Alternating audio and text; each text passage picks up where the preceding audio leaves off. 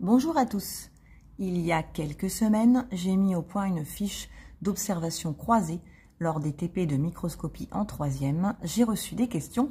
Je vous partage aujourd'hui ma nouvelle méthode. Il y a de nombreuses années, j'utilisais ce que l'on appelait à l'époque une fiche technique très dense, très riche, pour guider les élèves à faire une mise au point au microscope.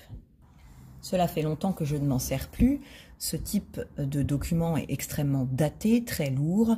Mes élèves n'ont pas le temps en général de le lire et donc ça ne m'aide pas du tout à les accompagner. Je voulais donc renouveler ma pratique. Évidemment, je voulais également prendre en compte les effectifs. En 55 minutes, 50 parfois, j'ai beaucoup de difficultés à répondre à toutes les questions des élèves rencontrant des difficultés pour faire une mise au point. Je voulais donc que ma nouvelle pratique pallie quelque part ce manque de temps pour accompagner chacun d'entre eux. J'ai observé qu'en cours de PS, il était courant que les élèves fonctionnent par 2 ou 3 avec, par exemple, un élève qui observe, un élève ou une élève qui est observé. Et qu'il était très facile pour eux de remplir des fiches où, par exemple, ils écrivent le nombre de tours de piste faits ou le nombre de bouchons, par exemple, en badminton. Bref, c'est un rôle d'observation et d'action en alternance qui leur est extrêmement familier. Je ne voulais pas retomber dans une fiche aussi complète que celle-là, mais au final, cette fiche reprend quand même l'ensemble des gestes que je veux que mes élèves maîtrisent à l'issue du cycle 4. J'ai donc pris tout mon document et je l'ai téléversé dans mon intelligence artificielle favorite, dont je vous ai déjà parlé et pour laquelle j'ai déjà publié une vidéo sur YouTube. J'en suis arrivée à cette fiche que j'ai donc remaniée plusieurs fois. Ils entourent oui ou non pour chaque étape.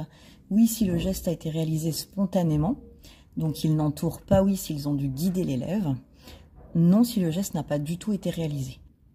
Je leur ai demandé ensuite de noter l'ordre des étapes observées en inscrivant ici les numéros. Au début, j'ai pensé que ce serait trop difficile pour eux, trop lourd à gérer. Mais au final, ils sont tellement habitués à faire ce genre de choses en EPS que franchement, c'est très bien passé. C'est un outil pour les faire réfléchir. Il y a évidemment des élèves qui ont commencé par aller chercher la lampe et qui l'ont branchée en premier. Ils sont ensuite allés chercher leur microscope. Donc ce n'est pas une erreur que de faire ça avant ça. Le principal, c'est de réfléchir après coup, est-ce que c'était judicieux ou pas?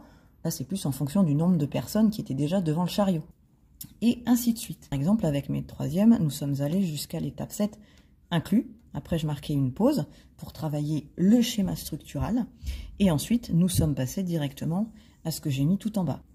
J'espère que cette fiche vous aura inspiré. Je pense en tout cas fondamental que chacun s'appuie sur ses propres habitudes, ses propres pratiques pour que ça colle au mieux à ce que vous faites habituellement. À très bientôt.